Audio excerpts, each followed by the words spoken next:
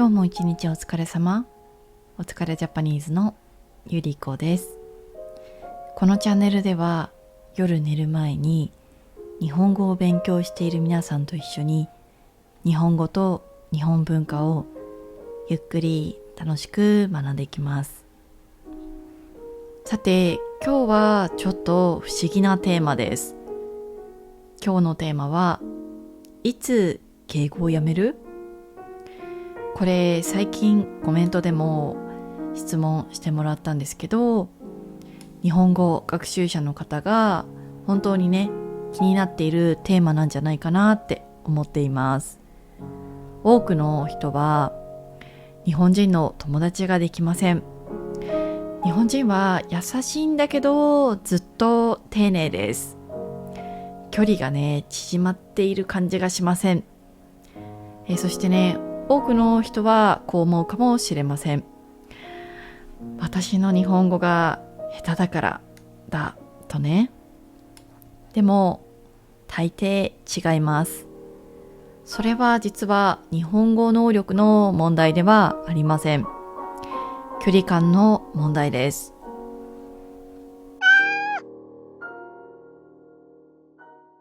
日本語の敬語は丁寧な言葉ではありますが、実はそれ以上に関係をコントロールする言葉でもあります。例えば、日本人が敬語を使う相手は大体決まっています。年上の人、仕事関係の人、まだあんまり仲良くない人、そしてこれから仲良くなる予定がない人。ここちょっとね、衝撃的な話になるんですけど、日本人は嫌いな人とか苦手な人にも敬語を使います。むしろ嫌いな人ほど丁寧になります。本当にそうです。なぜかというと、喧嘩をしないで済むからです。相手との距離を固定するための言葉、それが敬語です。そしてね、ちなみに親戚でも年上だったら敬語を使います。私も小学生3年生ぐらいからはね、年上の親戚には敬語でした。いとこに対してどうかなって思うと、その年齢とか関係なくいとこっていう枠組みで、立場としてはね、親戚の中では結構対等な立場なのかなって思うので、タメ口を使います。でも、おばさんとかね、おじさんとかに対しては敬語を使うようになりました。たとえ親戚で小さい頃にね、タメ口を使っていたとしても、本当にね、物心がついて、敬語をね、学んでからっていうのは、敬語を使うようになりました。一方で、タメ語を使う相手っていうのもはっきりしています。まず一つ目は、同い年の友達、そして年下の後輩、それから恋人、それから兄弟と両親。ただし、ここにも例外があります。会社では年下の人に対しても敬語を使う人がいます。というのも、年上の人が年下だからっていう理由で、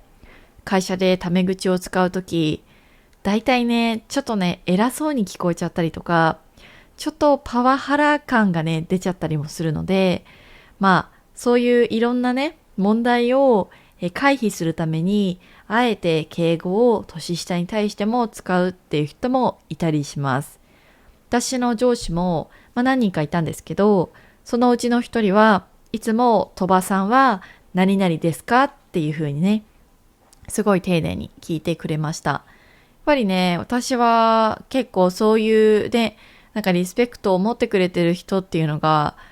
居心地がいいなってすごく思っていて、逆にね、タメ口の先輩とかは、鳥羽ちゃんこれやっといてみたいな感じで、結構ね、当たり前だと思っているっていうね、感じが、すごい後輩だから仕方ないんだけど、ちょっとね、若干ね、そういう雑用とかをもう全部ね、やっといてみたいな感じで言われて、やっぱすごい上下関係っていうのをかなり意識したかなって思います。はい。で、逆に両親って話したんですけど、義理の両親、皆さんがもし日本人女性や日本人男性と結婚した後の、両親になる義理の両親っていうのは、基本的には敬語を使うのがベターです。中にはね、日本人で義理の両親に対してタメ語をね、使えるって人もいるんですけど、かなり上級者のイメージがあります。もはやこれは日本語能力の問題ではなくて、人間関係の、レベルの話かなって思います。今日はここから少し話し方を変えようかなと思ってます。ということで、今日はここから少し話し方を変えるね。みんながね、まるで友達みたいな感じで話そうかなって思うんだけど、敬語ってさ、なんか礼儀っていうよりも、もはやなんか心の距離感なんだよね。で、日本人って本当に距離が急に近くなると、ちょっと不安になる人が多いと思う。私、これに関しては結構、黒人の人ってすごいなって思うのが、距離を詰めるのがめっちゃうまいなって思うのね。よくね、知らない人同士でも、なんか一緒にこうやってさ、踊ったりとか道でさ、なんかすぐに、Hey bro! みたいな感じで、仲良くなれちゃうじゃない？それと対極なのが日本人。そういう、たとえ、駅でね、ピアノを弾いてる人がいて、たりとか、すごいことやってる人が近くにいても、ちょっとね、みんなスルーするスキルが高すぎる。ちょっと気づかないふりとか、距離をね、あんま近くにしないようにっていう、そのスキルがすっごい高いかなって思う。で、日本人の中には、距離が急に近くなると、ちょっと不安になる人っていうのもいます。嫌いとかじゃなくてびっくりする感じ。みんなエヴァンゲリオン見てるかわかんないけど、多分ね、心の中に AT フィールドがある。だから近づきすぎちゃうと、発動しちゃうみたいなね、感じなんだけど、なので日本人っていうのは、その言葉を使うことで相手との距離感を調整してるって感じですね。で、面白い話があって、私がネットで調べたんだけど、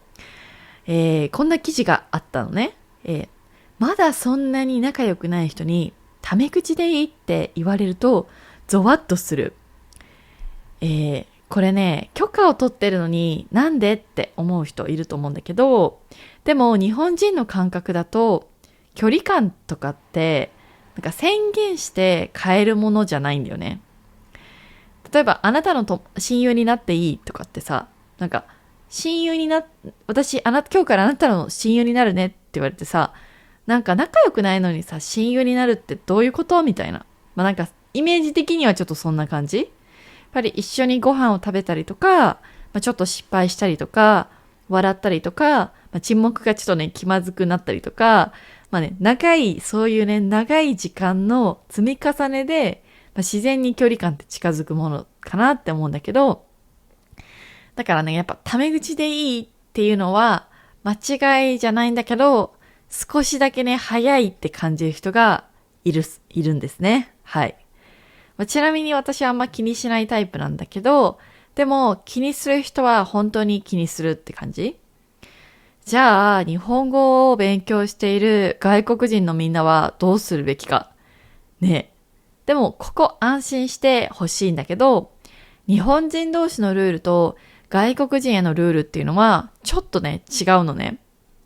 外国人という時点で、日本人はね、日本語を頑張ってくれてるとか、もう日本語を話せること自体ほんとすごいみたいな。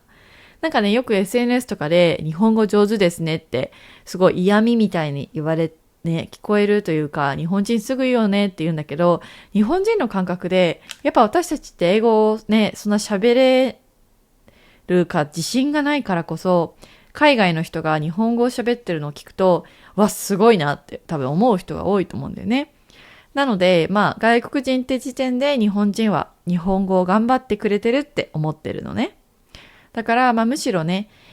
タメ口大丈夫ですかっていうふうに聞いてくれた方がね、もうなんか、すごいこの人、礼儀正しい人だなっていうふうに安心感を与えられるかなって思います。おすすめの言葉は、タメ口でも大丈夫ですか？すごく自然です。それか、タメ口の練習してもいいですか？これもかなりいいかなって思います。日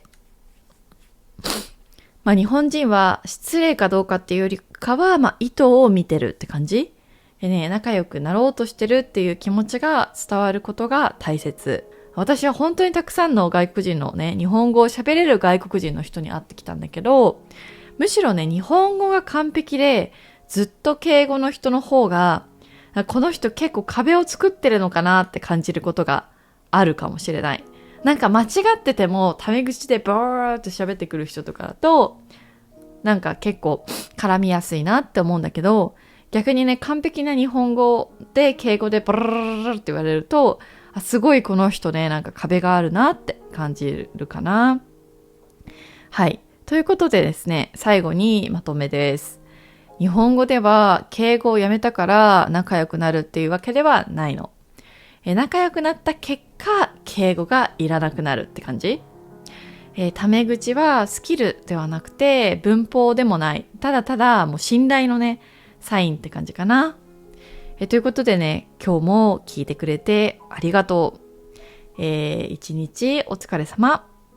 みんなね、ゆりちゃんのタメ語についてどう思う？私ね、タメ語にするか敬語にするかちょっと迷ってるんだけど、ぜひね、みんなの意見を教えてください。